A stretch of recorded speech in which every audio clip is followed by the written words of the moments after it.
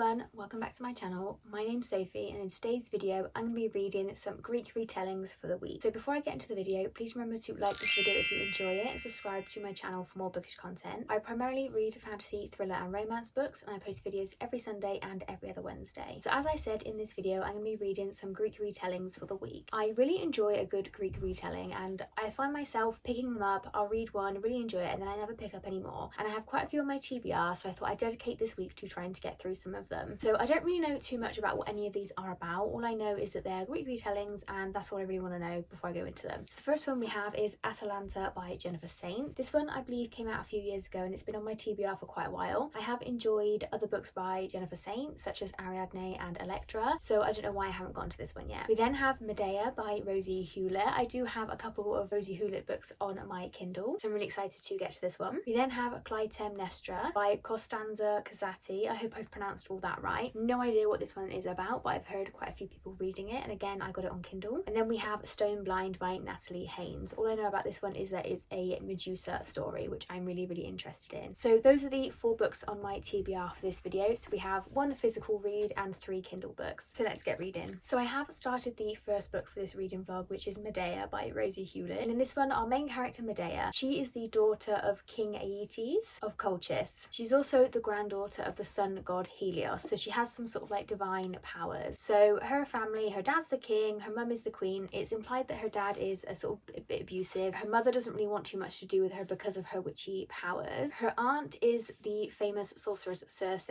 She has an older brother and a younger sister. When Medea was, I think, like 8 years old or something, she turned her brother into a pig. Circe turned him back, and ever since then they've really not gotten along, the brother and Medea. King Aeetes comes into possession of the very famous golden fleece, and it's said that the owner of the fleece will be like indestructible. No one will ever be able to defeat him. He will have this divine power and whatnot, and he kind of encourages people to come and challenge him for the fleece. What he does is he uses Medea's powers. She's kind of like kept prisoner. She thinks that she's going to escape at one point by marrying one of King Aeetes' men. It turns out that he actually offers his second daughter in Medea's place because he wants to keep Medea for himself with her abilities. So he makes Medea kind of like bewitch these trials. So the first trial is you have to plough a field with some ox, which sounds pretty simple, right? But Medea is tasked with magicking these ox to be fire-breathing oxes. So obviously as you start to do this task, you then get burnt alive. The second task is you have to plant a seed, and from this seed, obviously this isn't known, you plant the seed and an army will come up from dead bodies that are buried below, and then they will kill the first person in their sight. The third task is to literally just take the fleece from where it's being protected by a dragon that Medea has magic. A very famous Greek hero, Jason, comes to this island to claim the golden fleece for himself. So he has his ship, the Argo, and he has his Argonauts with him. Medea very quickly falls in love with him and promises to help him if he helps her in return by taking her away from her family. So using her magic, she helps Jason pass these 3 trials, and then they escape the island, and in the process Medea murders her brother, which then puts a curse upon her and Jason, because the Greek gods will tolerate a lot, but killing your own blood is not one of them, and they end up trying to redeem themselves through Circe. They go and visit Circe, and that's kind of where I've gotten to at this point. Now I don't really know too much about the story of Medea, and I want to keep it like that. I don't want to know what's going to happen, because I think it would be more impactful if I don't know much about this character. It is really good so far. I'm really enjoying it. The writing is really compelling and really detailed, but not too over the top detailed, but just gives you enough to really immerse you into this story. So the writing is really beautiful. The characters are also interesting. Like I said, you know, you have these very well known Greek heroes like Jason, you have the Argonauts, you have Circe. They're all people that I've heard of. I've obviously read Circe by Madeline Miller, so I know a little bit of background about her. I've heard of obviously Jason and the Argonauts, but I've never actually read a story about them, so I'm finding that really interesting. Medea, there's like a quote from this book, I won't get the quote exactly right, but she's on the ship with Jason and the Argonauts, and she has basically got Jason this fleece, right? It was her that did it all. She used her magic to help him. He was just kind of like there, and he kind of tells the story a little bit differently, and he jokes with some of his friends about like how Medea is this powerful sorceress, right?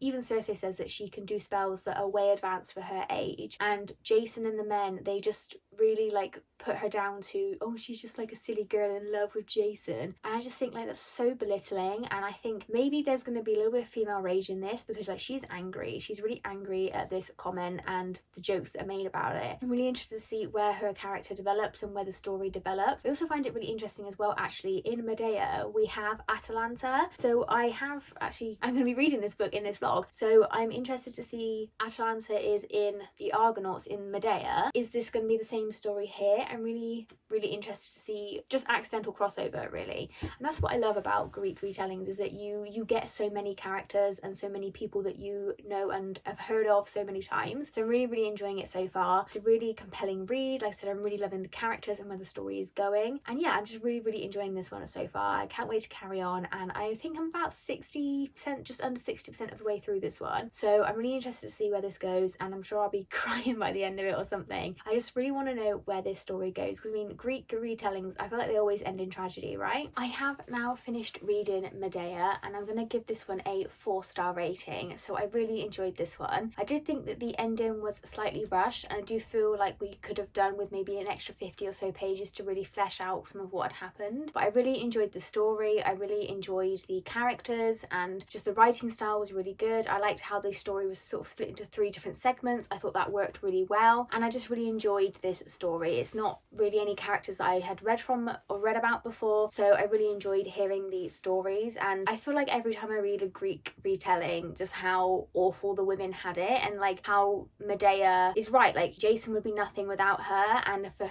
her to just be kind of like cast aside and just kind of seen as like the, you know, the hysterical woman or whatever, was just so unfair. Like Jason would be nothing without her. What she did, you know, what some of the things that she did definitely aren't right, but you can see like why she kind of felt like she had to do these things, and just like the female rage in this was just really yeah, something. So yeah, 4 stars for this one. I really enjoyed this one, and on to the next one for this reading vlog. Hey guys, so I have read the next book for this reading vlog, which was Stone Blind by Natalie Haynes, and I gave this a 3-star rating. So I was quite disappointed in this book, actually, to be completely honest. So this is Stone Blind. On Goodreads it says Stone Blind, Medusa's story, and we follow Medusa. We open up with this book with Medusa, and she is basically placed with her sisters, who are also Gorgons, and she's kind of coming to terms with who she is, where she's come from, and things like that. Then we also get a lot of perspectives from other gods. So we have like a perspective from Athene and how she came to be, and we follow like Perseus as well. And I think that these other stories really took over from Medusa's story, and I think trying to summarize what this book is about, considering that like Stone Blind, we all know the story of Medusa, you think that this is primarily about Medusa, and it's really not. She feels like a side character to her own story. Now I understand a lot of these different perspectives played into her story. Obviously with Perseus, he goes and takes Medusa's head and uses it for his own gain, and that was an important part of this story, but we had a lot of like, we had more background of Perseus really than we did of Medusa, and it felt like, you know, a good maybe 20% of this book was about Medusa, and then the rest was like petty squabbles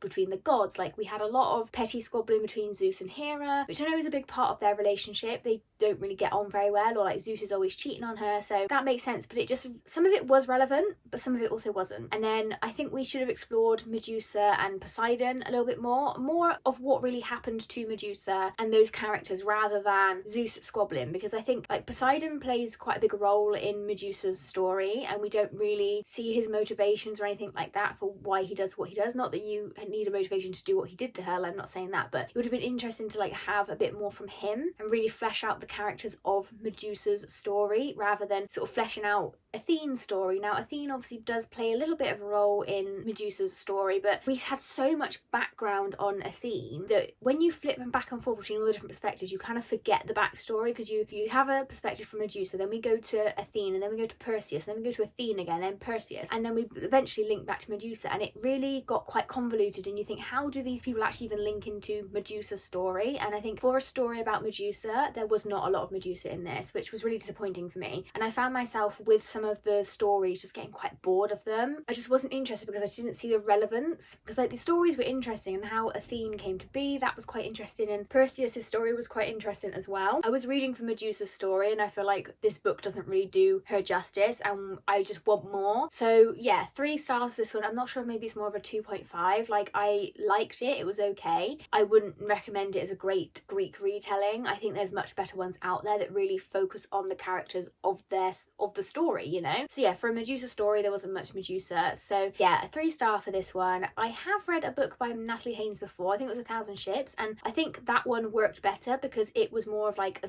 collection of stories of women in Greece rather than Medusa's story. I think she wanted to tell a story about Medusa and the surrounding characters, and it's been marketed as a Medusa story, and I think maybe it should have been marketed the same way as like 1,000 Ships, where it was marketed as like Medusa and others, and I think this would have maybe gone down a lot better. And I did look at the Goodreads ratings and reviews, and I know that I'm not the only one who feels like this, so clearly it's an issue with the book maybe, or the marketing strategy of the book, I should maybe say. Yeah, I didn't get what I wanted from it really. I feel like I haven't learned a lot about Medusa. I've learned bits, but I want to know more about her. I want to hear more of her story. So yeah, 3 stars for this one, unfortunately. I am excited to carry on with the vlog and read some more Greek retellings. Hopefully they are better than this one. I have now read Clytemnestra by Costanza Casati, and I really enjoyed this one. I gave this one a 4-star rating. So in this one we follow Clytemnestra and her sister Helen, also known as Helen of Troy, obviously further down the line in this story. They grew up in Sparta as the daughters of King Tendarius. I might pronounce some of these names wrong, I'm not really sure how to pronounce them. Clytemnestra's twin brothers Castor and Polydeuces plan to leave Sparta to join Jason and the Argonauts on their adventure. So I do like that like 3 of these books have all aligned. Like, I know my next read, Atalanta, she's also involved with Jason and the Argonauts, and obviously I read Medea, which follows Jason and the Argonauts as well, so it's quite interesting how all of these stories do like collide with each other. Clytemnestra weds someone called Tantalus and becomes pregnant. He then goes back to his kingdom to ready the kingdom for Clytemnestra's arrival, leaving her with her parents. Political turmoil erupts in a nearby city, Messane. King Atreus is murdered by his nephew, and King Atreus's sons Agamemnon and Menelaus, I don't know if I'm pronouncing any of these right, so please do correct me below, they flee and seek refuge in Sparta, and we essentially follow Clytemnestra's story of her life in Sparta and then in another city with her husband. And then we also follow the story of Helen of Troy. Obviously I didn't know too much about Clytemnestra going into this story, so I'm not going to say any more about what the plot of this book is because I don't want to spoil anything, because for me this really hit quite hard because I didn't know anything of what happened to Clytemnestra. So we follow like Agamemnon and Menelaus, them trying to retake their thrones. We follow Helen of Troy and that whole story. We also follow, like I said, Clytemnestra becoming a mother and moving to a new city, and just the struggles and the things that she goes through in her life. So I really enjoyed this one. I thought there was so much to this story. Like I said, we have so many different stories that come into this one. Clytemnestra was a really interesting character and I really did feel for her. I feel like women in Greece, in Greek retellings, they really don't have great lives and the men hold all the power, and it's nice to see like a woman take some power for herself, and like it's a story of revenge as a mother, as a wife and things like that, and just in herself, like she defends her sister from people who attack her, and she's very protective of her brothers and her family, and what she went through was just really quite a lot, and I don't blame her for what she did, to be honest with you. I thought that like I said, the stories were really interesting, how they all wove together. I really liked all the, not like the name drops, but like how all these stories combine, how we had a little bit of each story and none of them felt like they took over Clytemnestra's story. A bit like with Stone Blind that I just read, I felt like all the other side stories took over from Medusa's story. This one did it really well in that we had kind of like these stories from Clytemnestra's point of view, which like we got the stories but they didn't overtake her story, if that kind of makes sense. I thought the writing was really good and really engaging. There were a few lulls in the story, but I think that that's to kind of be expected when this is, I think, a debut novel from this author. It was published a few years ago, but I really liked it and I'm definitely going to check out more from this author. I thought that the way that she engaged the story and how like visual everything was really good. Like I could picture these characters so clearly in their settings, like what they were wearing, what life was like for them. I could really picture it really well. It was really well written. So yeah, I'm definitely going to check out more from this author. I'd highly recommend this one. It's very emotional, so I would say definitely check out the synopsis on Goodreads or whatever reading platform that you use, just to make sure that this is a story for you, because there is some really hard and difficult things to read in here. I have read a few characters from this story, so as we got further on, like we had mentions of Electra, which I have read the Jennifer Saint retelling of that, and obviously I feel like everyone knows the Helen of Troy story. That's a very popular, well-known Greek story, so it was nice to see like characters that I'd read. And again, like, because I have, obviously each author writes the stories differently, but obviously I knew when certain characters were mentioned and when certain things happened in this book. I was like, oh, I know what's going to happen here, and I sort of didn't realise, oh, I'd forgotten that this character was involved in it. So I really like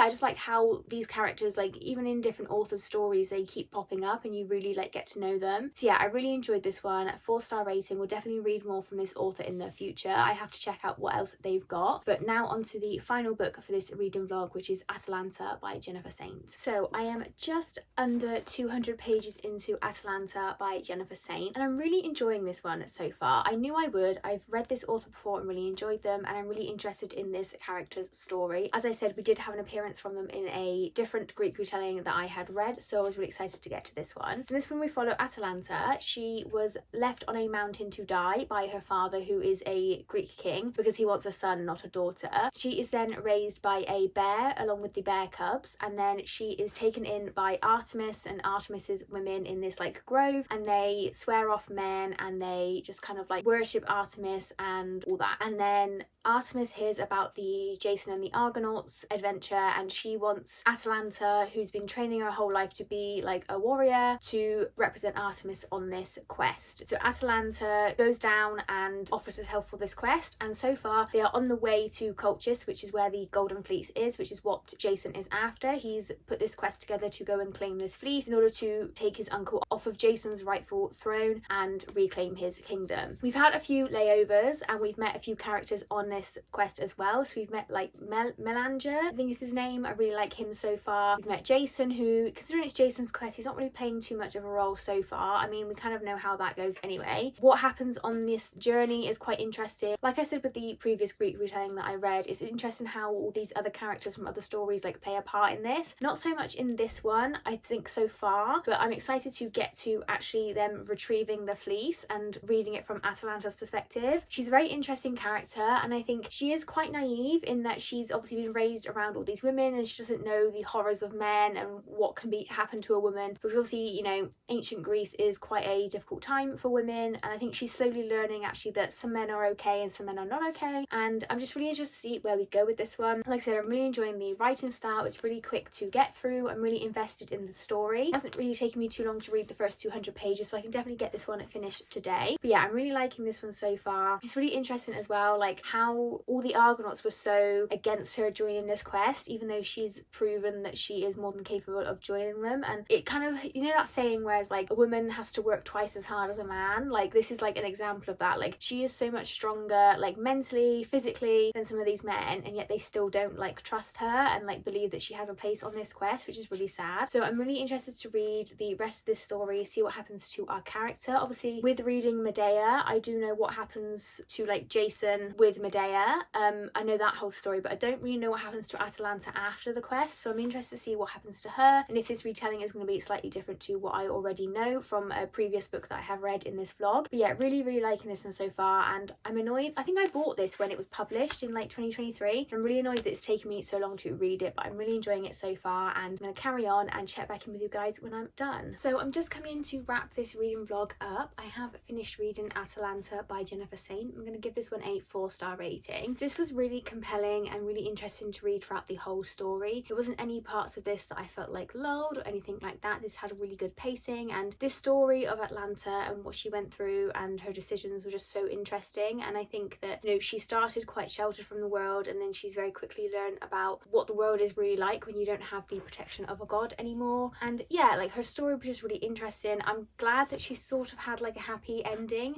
The way that a lot of like Greek retellings tend to go is that the women tend to suffer a lot. So okay, she didn't like get the ending that she maybe wanted wanted for herself, but it was definitely like a good ending for her for this sort of bit of literature, really. So yeah, 4 stars for this one. I thought all the characters were really interesting. Atalanta's friendship and relationship with Melanger was really interesting, and I think she really learned a lot from it, and that's where she learned a lot about the world, really, and just experiencing like his family and what happens sort of after Jason and the Argonauts kind of thing. And I did think they'd play a bit more of a bigger role in this book, but then I guess that's a separate story, and Atalanta doesn't really follow them after the quest for the Golden Fleece, which is interesting to see lots of different characters from ancient Greece and things like that. But yeah, I really enjoyed this one. 4-star rating. Jennifer Saint is such a good author for like Greek retellings, and I think she makes them so compelling, so interesting, and also quite easy to read. I think she explains things very well, and I don't really have too much knowledge about ancient Greece. I'm very interested in it, and I do love a Greek retelling, hence this reading vlog, but I do want to read more of them. So if you have any recommendations for any Greek retellings or authors I should check out, I'd really appreciate them. But yeah, I really enjoyed this one. I'm glad that I finally read it, as I've had this since like 2023, so it's about time that I got to it. But yeah, this was really not emotional in parts. Like, I did really root for Atalanta, and I really wanted what was best for her, but you know, I didn't cry or anything like that. Like, I did